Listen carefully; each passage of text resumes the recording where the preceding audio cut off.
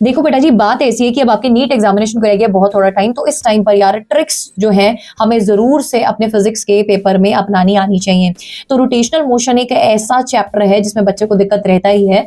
तो मैं आपके लिए यहाँ पर एक बहुत ही सॉलिड ट्रिक लेकर आई हूँ रोटेशनल मोशन वाले, वो वाले क्वेश्चन के लिए जब आपके पास जो पुली होता है वो मासलेस नहीं होता, यानी कि पुली के पास भी कुछ मास है। तो जल्दी से आइए और सीखते हैं ट्रिक को।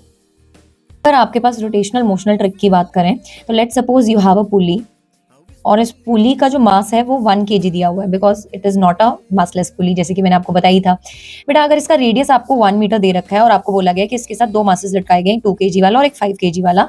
बेटा जी आपको अंडरस्टूड है ये चीज कि यार जो 5 kg वाला मास है वो ज्यादा भारी होगा, और ये ओवरऑल हमारे पास एक्सेलरेशन ए आएगी डाउनवर्ड। ठीक है, ये ए एक्सेलरेशन से नीचे जाएगा और ये ए एक्सेलरेशन से ऊपर जाएगा।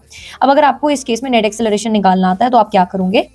अब आपको पता है दैट इसका वेट डाउनवर्ड एक्ट करेगा, दैट इज 5g, इसका वेट डाउनवर्ड एक्ट करेगा, दैट इज 2g। जी की वैल्यू बेटा अगर हम 10 मीटर्स पर सेकंड का स्क्वायर मान के चल रहे हैं, सो इस केस में आपके पास नेट एक्सेलरेशन आ जाएगी, net force that is 50 minus of 20। बेटा जी की वैल्यू मैंने 10 डाल दी है, divided by 7 plus of I that is moment of inertia divided by R का स्क्वायर। अब बेटा जी अगर हम यहाँ पर सॉलिड डिस्क की बात करें तो आपके पास मोमेंट ऑफ इनर्शिया होता है एम आर का स्क्वायर डिवाइडेड बाय 2। आपको मास जो है वो already in terms of KG दे रखा है, दैट इज 1। आर की वैल्यू बेटा जी आपको 1 दे रखी है। ऑन सॉल्विंग आप मुझे कमेंट सेक्शन में बताइए इसका आंसर क्या आ जाएगा।